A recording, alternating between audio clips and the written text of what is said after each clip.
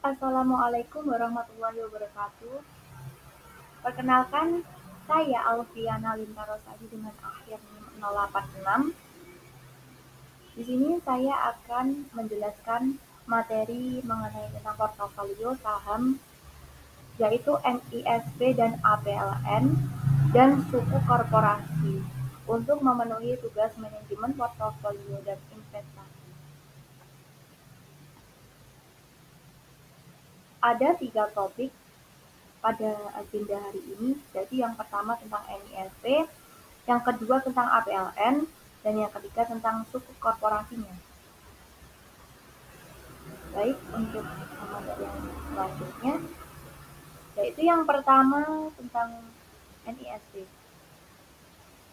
atau PT Bank OCBC NISP, yaitu merupakan salah satu bank besar yang ada di Indonesia sebagai bank transaksional. OCBC NISP memberikan rangkaian pelayanan jasa yang luas dalam memenuhi kebutuhan spesifik para nasabah. Bank OCBC NISP ini dahulu bernama Bank NISP yang merupakan bank tertua keempat di Indonesia, mendirikan pada tanggal 4 April 1941 di Bandung dengan nama singkatan NT atau Netherlands Indische Speer and Deposito Bank. Pada PT OCBC NISP Tbk ini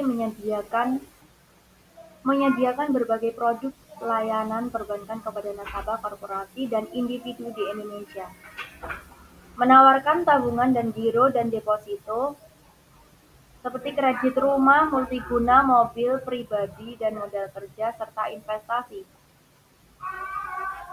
Program kredit seperti kartu kredit dan debit, reksadana, produk asuransi, produk falas, obligasi, dan produk terstruktur, dan layanan perbankan utama dan swasta. Perusahaan juga menyediakan produk treasure atau layanan cash management dan trade finance, yang dimana jasa pembiayaan pemasok, ekspor, dan impor, serta web dan mobile banking, dan layanan pembayaran. Selain itu, ia juga menawarkan referensi bank, kenyamanan bank, dan surat konfirmasi dari kota penyimpanan aman, transfer telegraf, dan layanan remittance dan attack. Perusahaan ini beroperasi melalui jaringan 236 kantor dan 592 ATM, yang dimana perusahaan ini didirikan pada tahun 1941 dan berkantor di Jakarta, Indonesia per tanggal 5 Juni 2022. PT Bank OCBC NISP Tbk ini merupakan anak perusahaan dari OCBC Investasi Luar Negeri. Materi selanjutnya mengenai tentang laba Bank OCBC NISP. Bank OCBC NISP meraih laba 3,3 triliun rupiah pada tahun 2022 dengan rekor tertinggi baru Bank OCBC NISP beserta entitas anaknya mencetak laba bersih sebesar 3,3 triliun pada tahun 2002 dan meningkat 32% dibanding tahun sebelumnya. Sekaligus menjadi rekor tertinggi dalam 5 tahun terakhir. Sebelumnya laba bersih Bank OCBC NISP ini sempat terkontraksi 28,5% pada awal pandemi tahun 2020. Namun pada tahun 2021, kinerja keuangan sudah mulai pulih dan kian menguat pada 2022 hingga melampaui pencapaian masa pra-pandemi. Hal serupa juga dialami BNI, BCA, dan Bank Mandiri yang sama-sama mencetak rekor laba pada tahun lalu.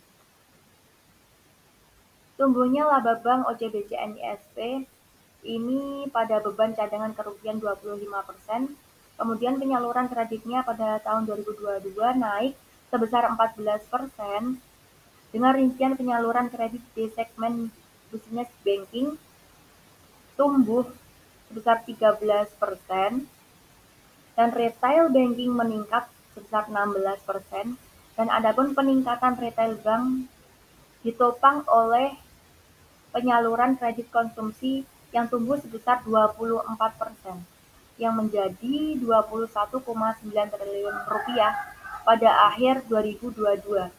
Pertumbuhan kredit bank berbanding lurus dengan peningkatan aktivitas ekonomi serta optimisme dari sisi konsumen maupun pelaku usaha yang berpengaruh terhadap pemulihan ekonomi nasional.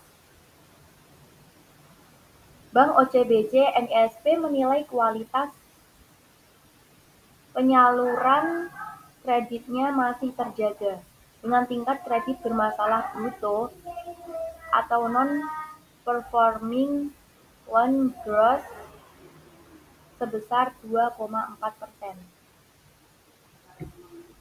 Penyisihan kerugian kredit terhadap kredit bermasalah bruto juga berada di posisi yang baik pada level di atas 200%, mencerminkan bahwa bank prudensial dalam mengelola kredit yang disalurkan. Sampai akhir 2022, Bank OCBC NISP ini tercatat memiliki aset sebesar 238,5 triliun. Nilai total penyaluran kredit brutonya yaitu mencapai 137,6 triliun rupiah dan simpanan nasabahnya sebesar 176,1 triliun rupiah dan melonjak pada tahun 2022.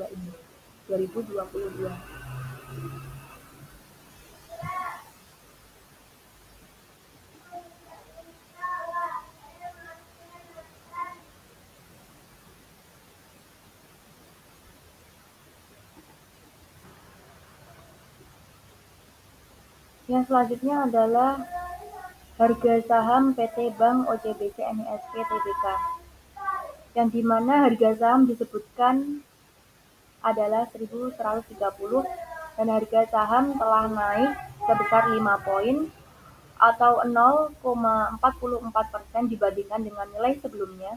Selain itu, volume perdagangan untuk Bank OCBC NISP ini sendiri sebesar 3,263 miliar. Dilihat dari PER atau Price to Earning Ratio sebesar 6,84 dan PBV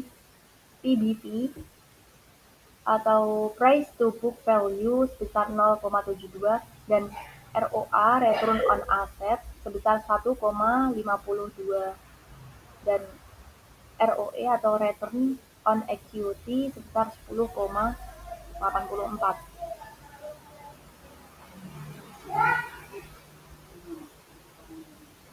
Analisis fundamental PT Bank OCBC NISP Tbk ini yaitu yang pertama, net profit. Perusahaan mencetak laba positif 5 tahun berturut-turut. Rasio hutangnya DR atau rasio hutang kurang dari 1 atau 0,15 kali modal. Tier saham, saham tier 2 dengan market cap menengah di atas 1 triliun rupiah. Current ratio atau aset lancar lebih besar dari liabilitas jangka pendek. Dan net profit margin, profitabilitas baik. NPMM lebih dari 10% atau 36,47%. Dan price to book value-nya undervalued. PBV lebih rendah dari valuasi perusahaan sebesar 0,72. Return on equity sebesar 10,84 dan overvalued, harga saham di atas harga wajar. Dan earning per share-nya perusahaan belum mencetak IPS positif selama 3 tahun berturut-turut.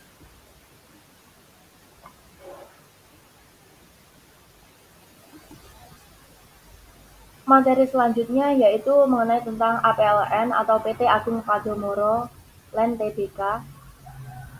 Ialah pemilik pengembang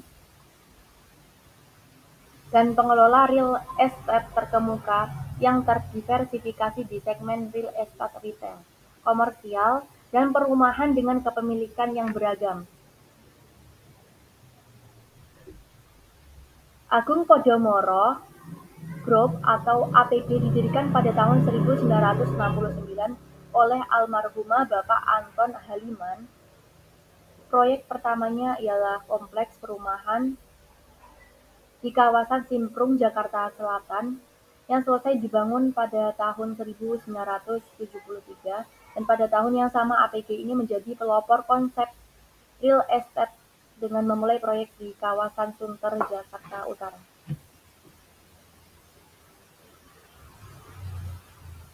Dan ini memiliki modal pengembangan properti terintegrasi, mulai dari pembebasan atau pengadahan lahan, hingga desain dan pengembangan, hingga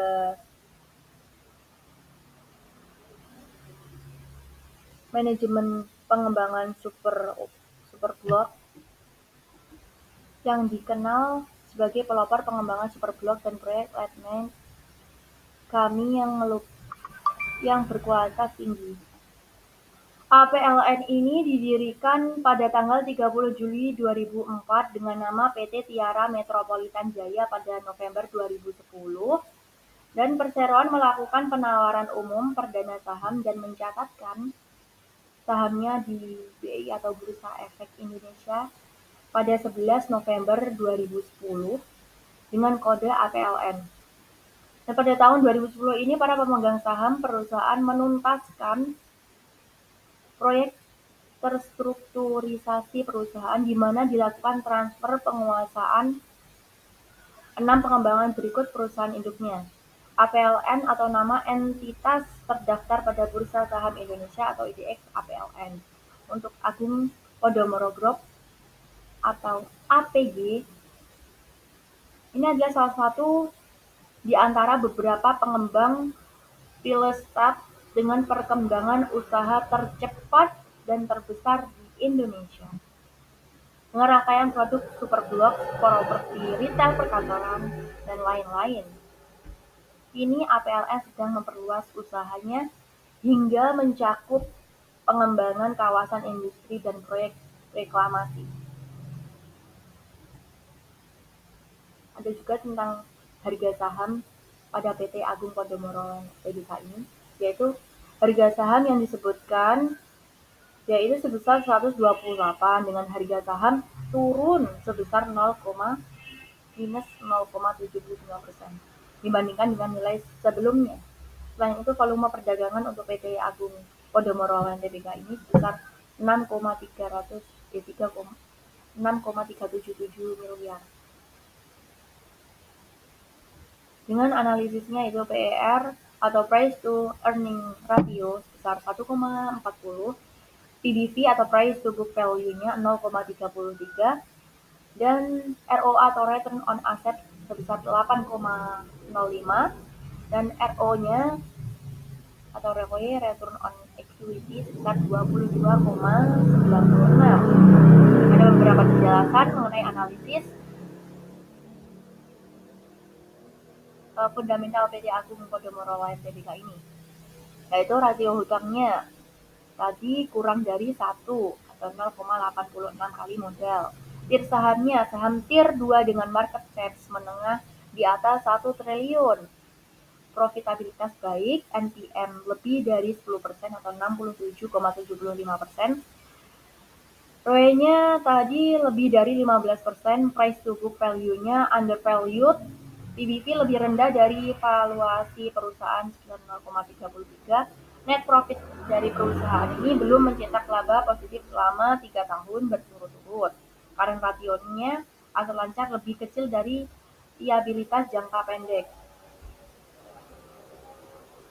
Buffer intrinsic value-nya overvalued, harga saham di atas harga wajar, dan mempersiap perusahaan belum mencetak EPS positif selama 3 tahun berturut-turut.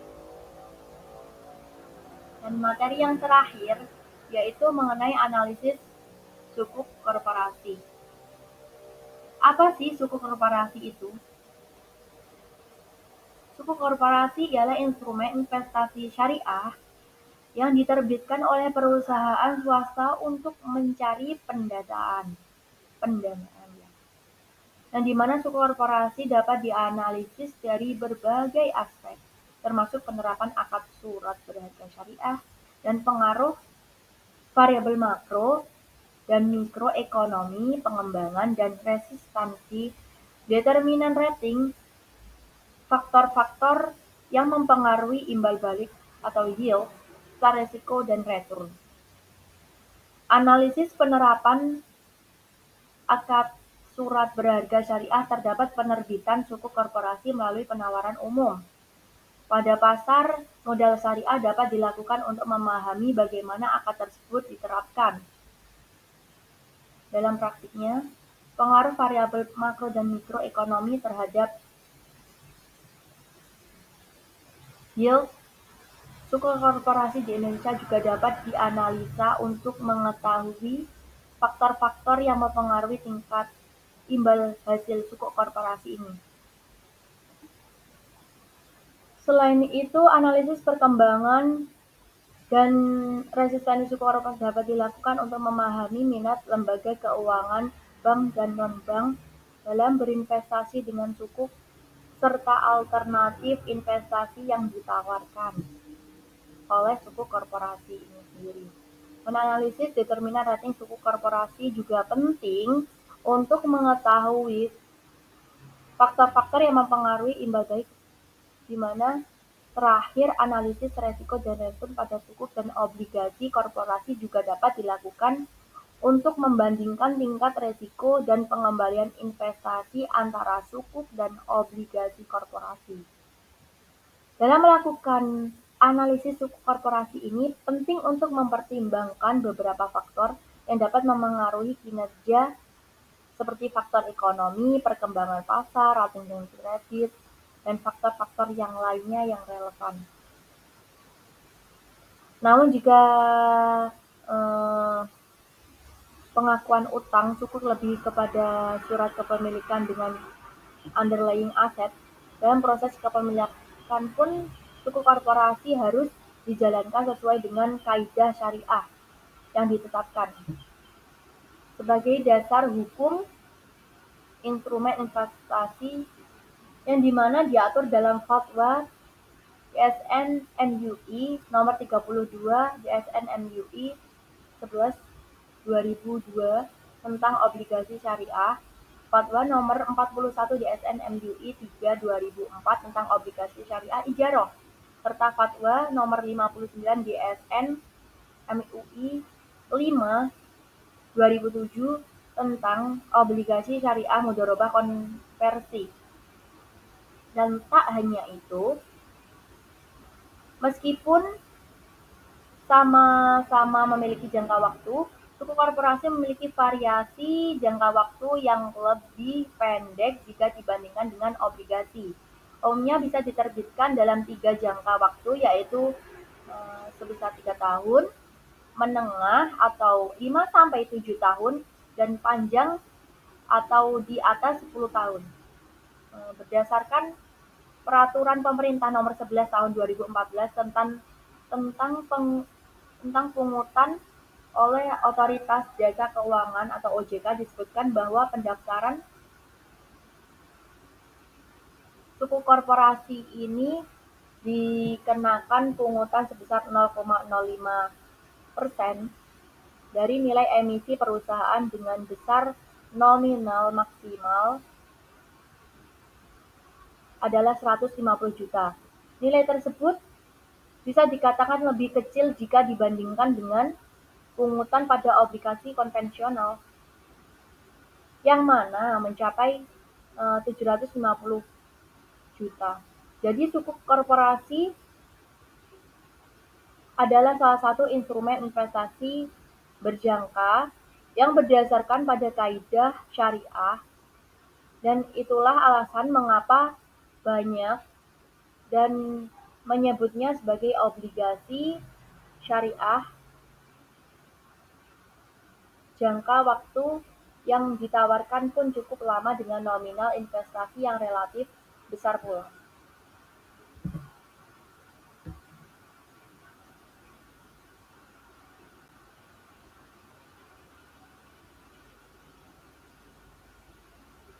Baik, itulah materi dari 3 topik tadi tentang APLN, NISP, dan suku korporasi. Sekian dari saya. Wassalamualaikum warahmatullahi wabarakatuh.